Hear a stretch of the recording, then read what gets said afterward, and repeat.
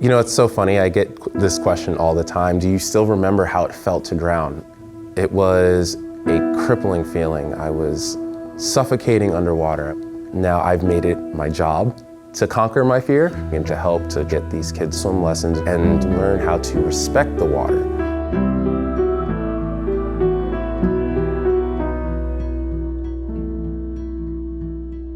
My name is Cullen Jones. I was in the Olympics in 2008 and 2012, and I love to give swim lessons.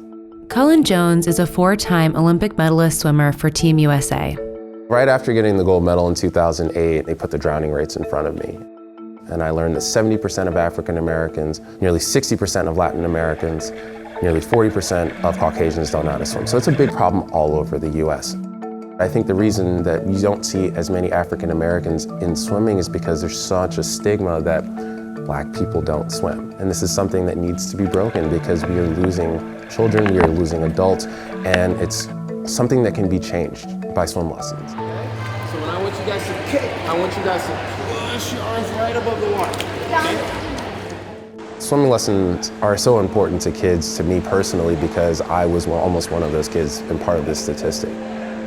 When Cullen was just 5 years old, he almost drowned on a water slide at an amusement park. They had to come out and grab me and resuscitate me because I was underwater for about 30 seconds. And I think what's important about the story is that I was fully supervised. I mean, it was that easy and that quick for me to go underwater. That could have been my last day on this earth. And with that near-death experience, Cullen has made it his platform to bring water safety education to kids from all backgrounds. The way that I'm trying to change my community is definitely with working with the Make a Splash initiative. I knew this is my way of giving back to a sport that's given me so much. Once you learn how to swim, it's like riding a bike, you never forget. So take the time, learn how to swim.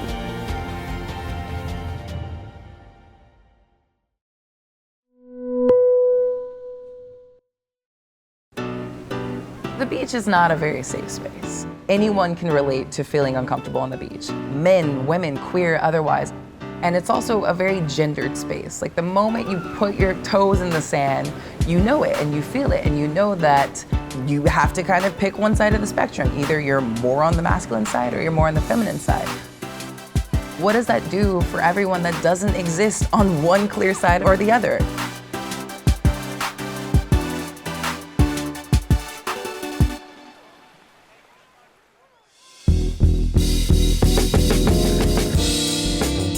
I am Ari Fitz, and I run a fashion project called Tomboyish. It, in so many ways, aims to tackle the way that we see beauty and the way that we see masculinity and femininity. A couple years ago, I really started to balance my own masculinity and femininity, and I felt really good, and I felt like myself. I wanted to help other people get there too. To me, getting dressed in the morning is kind of like putting on my suit of armor. As a queer person, as a woman, as a person of color, I feel like there are so many things in this world that wants to silence us, silence me, and minimize my experience in this world. What we choose to wear signifies that we are here, we are present, and we're not going to be silenced. We're not going anywhere. What's up, Ben? So the project I'm working on is a really dope, super hot lookbook that features all things swimwear for those who don't exist on the hyper-masculine side or the hyper-feminine side, like myself. Because I know what it feels like to step out on the beach and not feel confident. We have to get creative. We have to find items that most of the time you wouldn't really think are like swimwear or beachwear pieces, and we have to make them ours. Swim vests, also bodysuits. And then from there, just accessorize.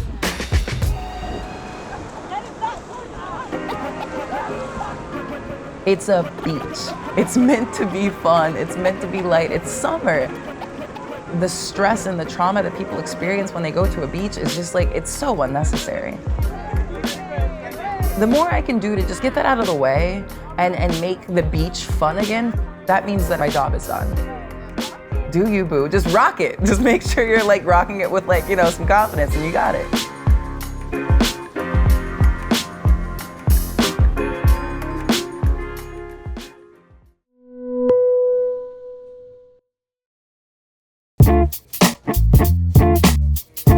Everybody loves ice cream. Even those who say they don't like ice cream, still love ice cream.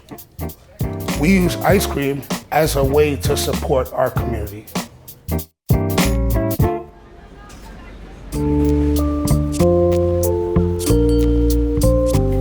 My name is Mikey Cole, and I own Mikey Likes It Ice Cream. I did not always sell ice cream. I was born in the Lower East Side of New York City, East Village, 2 blocks from the shop. I was selling drugs at one point. I ended up getting caught. I ended up going to jail for 6 months. A few years ago, my mother got sick. I promised to her that I wouldn't be locked up anymore and do the wrong things. Ice cream was something that just came into my life at a time when I didn't really know what I was kind of doing. This is pop culture inspired ice cream. We have Jack and Jill, Truffle Shuffle, Ice Ice Baby, Pink Floyd, Mint Condition, Southern Hospitality, and we have Smooth Operators. A bunch of famous people have come by here. Future's a fan, Joaquin Noah's a fan, Hillary Clinton's a fan. We have a lot of other fans out there as well. Good. All right, fellas, good. I still live 2 blocks from the store. Part of our job is to still be heavily in the community. And so if kids come in here with an A on their report card, we give them a free scoop of ice cream. It's to show them that we are the same as them. So I'm just a little older, but I'm still the same child at heart. And if you can find something that you like and you're passionate about, go forth and just go for it. You know, don't not go for your dreams. Go for every last one that you have.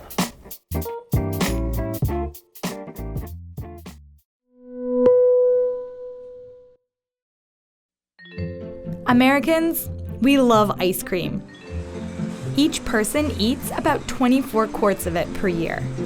And that's for one big reason. It tastes amazing. But someone had to teach Ben & Jerry's how to do it. Turns out, that guy, he works at Penn State. This is Dr. Bob Robert, hold on. Okay, this is Dr. Bob Roberts. He teaches ice cream courses at Penn State. I do. I have 2 courses, Ice Cream Short Course and Ice Cream 101. Side note, these are the type of books ice cream professors read. Okay, back to the story. Part of the reason that ice cream is so good in the US is that we've been teaching ice cream for 125 years. And Bob, he's been teaching at Penn State for 25 of those. And he's had some pretty famous students. Companies like Unilever, Nestle, Breyers, Ben & Jerry's, you name the company, they've sent people here. That's because the Penn State Creamery is on the forefront of ice cream technology. Ice cream is a formulated food. There is no naturally occurring ice cream. You have to put the ingredients together and process it to make ice cream. Bob and his department, they spend their time figuring out how to make ice cream even better. When we look at studying ice cream, we study ice cream from cow to the cone. So we look at what happens on the farm, what happens with the milk. Wait, there's a farm? We have a herd of about 250 or so milking Holsteins, and yes, they are on campus. So yeah, he knows ice cream. But he says that he's not an ice cream purist. I'm not sure what an ice cream purist is, but I wouldn't eat frozen yogurt if I had the opportunity to eat ice cream. Yeah, well, that does make sense considering he is the authority on ice cream. Bob, what's your favorite flavor? Dulce de leche. Ooh, yeah.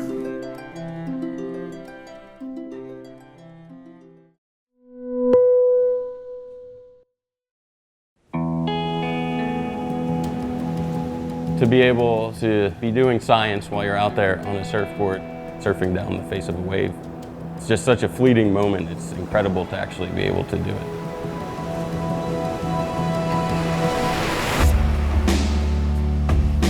Smart Fin is a surfboard fin. You clip it on the bottom of your board, and you go out for your surf session.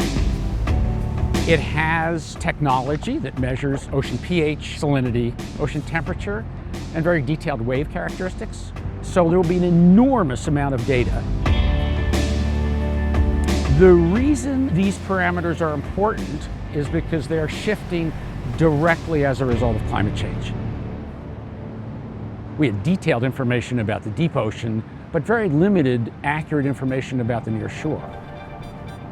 Satellites can't be really accurate with data in that narrow zone. And the other way is ocean buoys, and they're just not deployed at the coast. Bingo, SmartFin can fill that gap.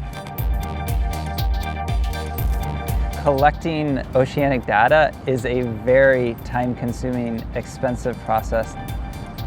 This is like, you just need to know how to surf.